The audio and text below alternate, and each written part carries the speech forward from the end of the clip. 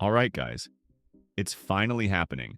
We're literally just a few days away from the next Dead Rails update.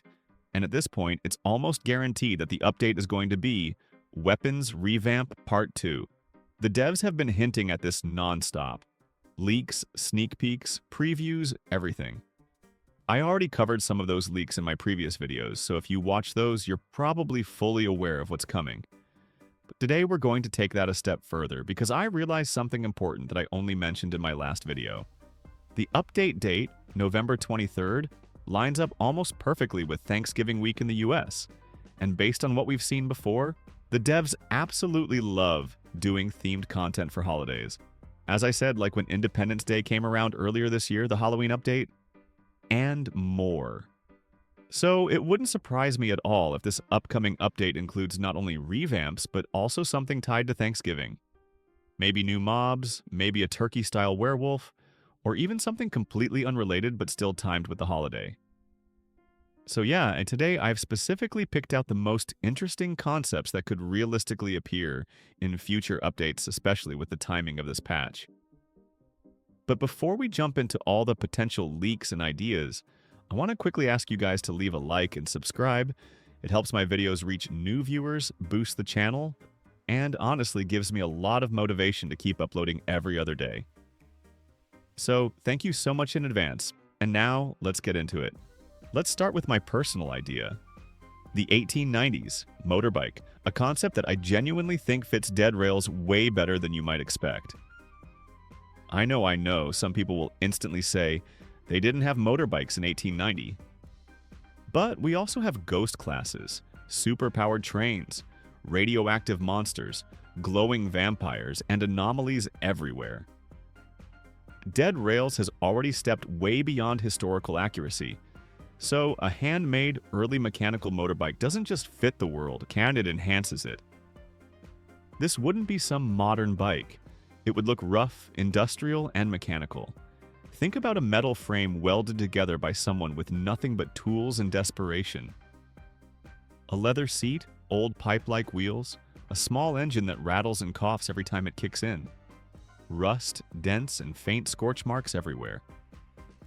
This is the kind of vehicle you look at and instantly know it's barely holding itself together. But that's what makes it perfect for the Dead Rails universe. The bike wouldn't be extremely fast like trains, but it would give the player a type of mobility that trains simply can't.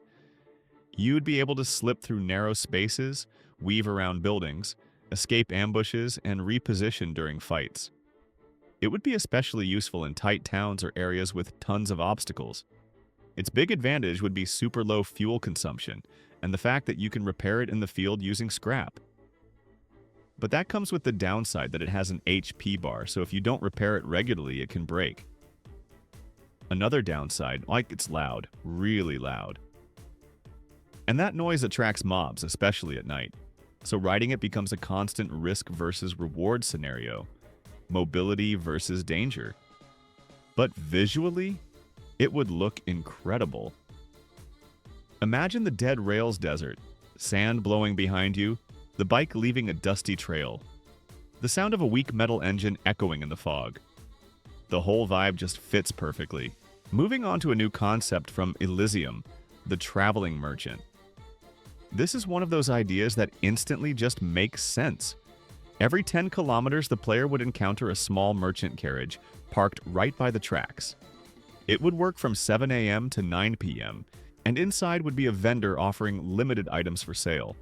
Things like coal, bandages, ammo, and other small necessities. But there's a catch. You can only earn up to $350 per merchant from selling items, and they only buy things at 70% of the normal price. So no, you can't cheese bounties or farm unlimited money. They also sell items at a 20% higher price, justifying the convenience of having a mobile vendor in the middle of nowhere. This idea is great because it adds realism and breaks up the repetition of long travel segments. It gives players a reason to explore and encourages planning. You might need coal soon, you might be running low on ammo, and suddenly that merchant becomes a lifesaver. I could easily see the devs adding something like this. It fits perfectly into the pacing and structure of Dead Rails. Next up is one of the creepiest and most atmospheric concepts I've seen. The Blood Shrine. Picture this. A massive stone altar hidden deep in the desert, located somewhere around 70 to 80 kilometers. It would appear off to the side of the tracks like most POIs, but everything about it would feel wrong. The altar itself is covered in ancient carvings and dried bloodstains. The symbols etched into the stone don't resemble anything human. They look like something ripped straight out of a forgotten cult or an ancient ritual site. Around the shrine are tall stone pillars draped with red cloth strips, fluttering in the desert wind like torn banners from a lost civilization. As you walk toward the shrine, the fog thickens, and the entire color palette of the world shifts. The sky takes on a faint bloody tint, almost like the beginning of Vampire Night, but without the complete darkness. A soft red glow pulses from the altar, letting you know that you're about to walk into something extremely dangerous. Inside this area, players would face ritual zombies, stronger and more aggressive versions of regular zombies. They move faster, hit harder, and guard the center of the shrine like loyal servants. But surviving the shrine gives you access to rare rewards. Things like ritual stone fragments, blood spikes, and unique mystic items. The blood spikes themselves act like a defensive armor upgrade. Any mob that gets too close takes heavy damage, and regular zombies could die from 2 hits just by touching you.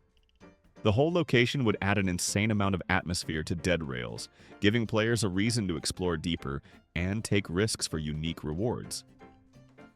And now, let's talk about one of the funniest, but somehow still fitting, weapon ideas. The Mortar. This would be purchasable from the general store for around $300. It uses cannonballs as ammunition, so it's already crazy enough just from that. The idea is simple. You set it down, load it, and then it automatically fires at enemies. If it hits something directly, it deals 450 damage, which is absolutely massive. And because it launches explosive cannonballs, it knocks enemies back on impact, making it both powerful and chaotic to use. It comes with a long reload time, kind of about 7 seconds. So it's not meant to replace your rifle or your shotgun. But as a support weapon, as something you set up during a fight or while defending a town, oh yeah, it would be insanely fun. I think the Mortar fits Dead Rails perfectly because it captures that handcrafted, improvised weapon design the game already does so well. It's goofy, chaotic, dangerous, and capable of wiping out half a mob group in one shot. That's exactly the vibe this game thrives on. And that's everything for today's video. With the update being just days away and with Thanksgiving coming up right alongside it, this might end up being one of the most interesting patches of the year. As soon as the update drops, I'll be covering everything. Every new weapon, remodel, class change, event item, and hidden detail. So make sure you're subscribed, drop a like, and turn on notifications so you don't miss any of it. Thank you all so much for watching, and I'll see you guys in the next video, which will probably be right when the update drops.